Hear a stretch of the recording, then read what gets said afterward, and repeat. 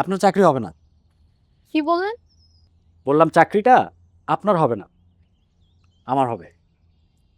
এই মুরব্বী আমার পছন্দ করুন। আমি সাইকোলজি স্টুডেন্ট, মানুষের সাইকোলজি বুঝি। তো ওই পাস করতে পারি নাই, স্টুডেন্ট কিন্তু আমি ভালো, চাকরিটা আমারই হবে। আপনি জানেন আপনি একটু বেশিই কথা বলেন। Thank you, thank you. বেশি কথা আপনার পছন্দ নেই? না, মোটেও না।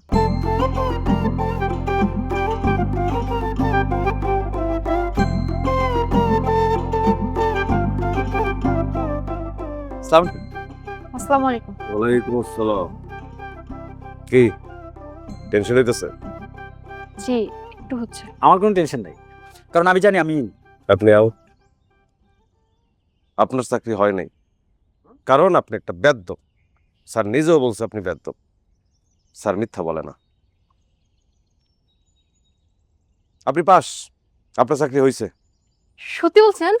আমিও মিথ্যা বলি না।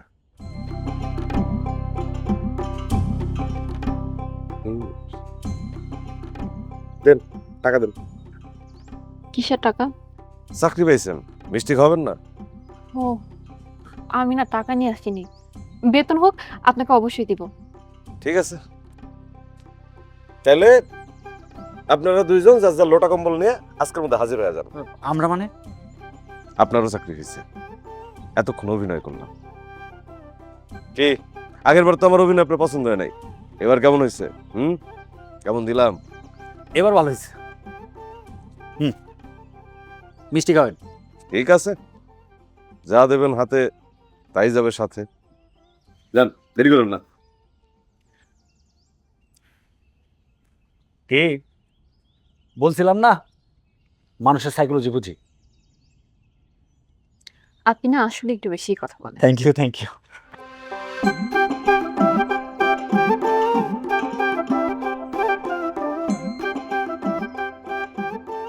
দাদু, আমার জীবনে তো আসলে বলার মতো কোনো গল্প নেই।